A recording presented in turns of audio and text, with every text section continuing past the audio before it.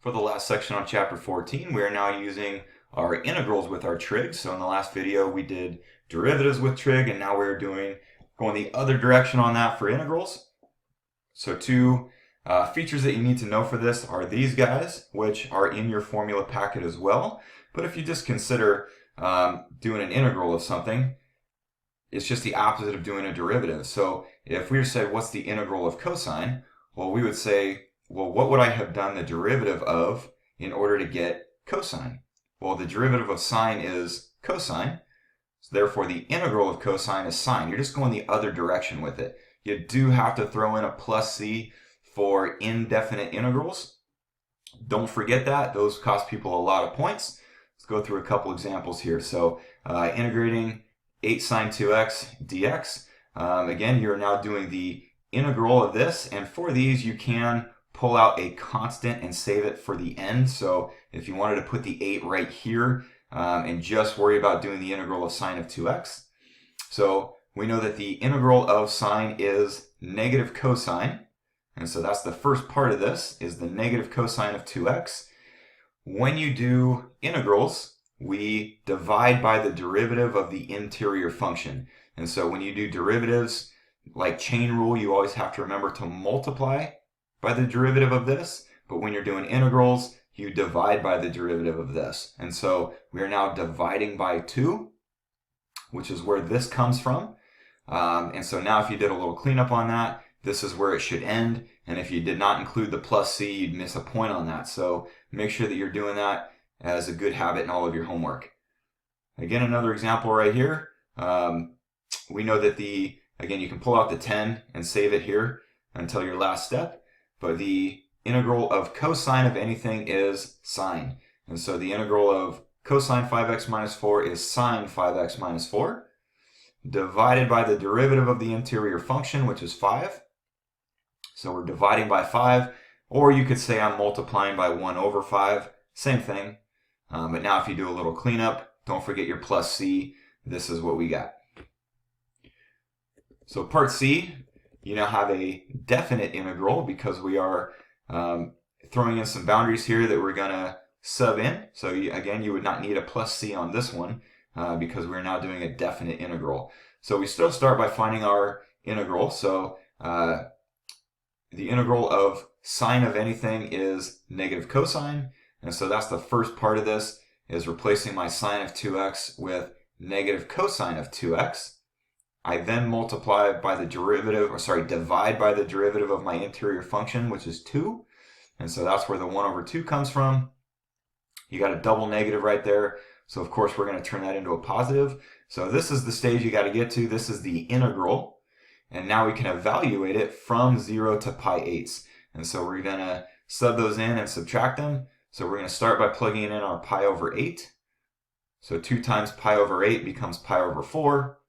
If you subbed in the 0, you get this look right here. And again, this is the stage where you need to be familiar with your quadrant 1 of your unit circle in order to simplify. Make sure that you know how to do this part.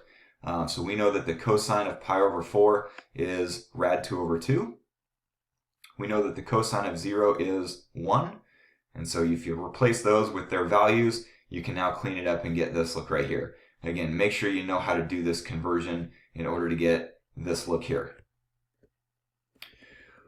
We can use some u substitution on this. We dealt with this in an earlier chapter. I'm going to go through one of these with you. Please come in if you need help on this. This tends to be a pretty weak area for students who have never taken calculus before. So please come in and I'd be happy to help you. But here's the main idea. If we were just integrating the sine of 2x to the 5th, it's just doing what we did up above. It's the exact same steps. The idea is, what about him? What about this x to the 4th? One common mistake is students try to use a product rule on this. Product rule is for finding derivatives, not integrals. So that wouldn't make sense. So there's got to be more to this. So one thing that you got to keep in mind is one of the steps of finding an integral is to divide by the derivative of the interior function. Well, what's the derivative of 2x to the 5th? It would be 10x to the 4th. If I'm going to divide by 10x to the 4th and multiply by x to the 4th, my x to the 4th would cancel. And so this becomes a pretty easy problem. If they didn't cancel, I wouldn't even be able to use this process. We have another process called integration by parts, and we don't do that in this class. So these are going to have to cancel for you for this to work. So if I was going to do it without U substitution, just do it the same way you did up above. The derivative of sine of anything is negative cosine. So I would have the negative cosine of 2x to the fifth. If I divide by 10x to the fourth, that would cancel with this x to the fourth. And I can get to my answer pretty quick that way. You don't need U substitution, but here's what U sub would look like. U substitution just helps organize what you have and to make sure you put things in their proper location. So the U is going to be our interior function. So our U value is 2x to the fifth. So that's what you're seeing right here. The derivative of this, so du dx, would be 10x to the fourth. So there's the derivative. If I get dx by itself, so I'm going to multiply the dx to the right. So I'm going to divide this to the left, and I'm going to get this look right here. That forces you to put the derivative of your interior function on bottom, just like we did up top in the first couple problems. So if I now replace dx with this look here, here's what we got. So I'm replacing I'm replacing the 2x to the fifth with a u, replacing dx with this fraction that you have right here. Now you integrate. So we know that we cancel first. So you cancel out your x to the fourth and pull out the 1/10. So once you've done all that, now it's super simple. Now you integrate. So we know that the integral of sine is negative cosine. And so there's where we get this look right here with the negative cosine. And now I just sub the u back in. So I can now put my 2x to the fifth back in, and I get this answer here. So U substitution is a way to help you organize where things go. And then once you cancel, you do get a pretty easy integral to deal with at this stage, which we did right here. So U substitution is definitely valuable, but at any rate, please come in and get some help. If you need help on this, I'd be happy to do some extra examples with you. Last couple here, area and volume. The area underneath a curve is always a reference to an integral. So whenever you see the area under a curve or of a shaded region, that's always reference to an integral. And so if this is our function right here, so we're going to integrate and then evaluate it from 0 to pi over 3. So we know we got this look right here. This is our setup. Guys, show this on a test. This is part of your points, is to show that you know how to set up the problem. Especially you IB students, you want to show this on a test, on your IB test. Anyway, the integral of cosine we know is sine. Now we can evaluate it from 0 to pi thirds. So we're going to plug those in to get this look that you see right here. And again, you need to be familiar with your quadrant 1 information in order to do the rest of this. We know that the sine of pi thirds is rad 3 over 2. The sine of 0 is 0. So if I did rad 3 over 2 minus 0, I end up with this answer here. And again, this for whatever reason seems to be a pretty weak area for a lot of students on a test. So make sure you know how to replace these items with your quadrant 1 values to get this.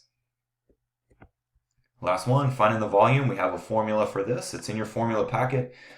So it's the function squared times pi when we do the integral. And so we're doing this same look, but we're now rotating it. So we now get the volume. And so we're just applying it the same boundaries from 0 to pi thirds. So from 0 to pi thirds, but with our volume formula. So we're going to square the function first. That's the first thing that we would do. You can do some of this in your calculator, but there's going to be times where you got to show the work on this. So make sure you know how to show the work. So if we were to do cosine of x squared, remember you pull out the squared, if you were to do the integral on that, where you add 1 to the exponent and then divide by that, so it would be cosine of x to the third divided by 3, and so you can still show the look by hand, and you just can't really solve it by hand. This is something you would need the calculator for, is to actually solve it. So this is something you can do in the calculator. But there's always a chance that you get this wrong. You might punch in a wrong button. You might just do it wrong in your calculator. So it's always good to show some level of work just in case you get this wrong. And so do what you can by hand, then go to the calculator for what's necessary for a calculated answer. But show what you can by hand, at least even the setup. So you'd want to show the setup by hand. If you can, do some of the integral and then show that it's going to be evaluated from 0 to pi thirds. Do those things, and then we'll do what we can by the calculator.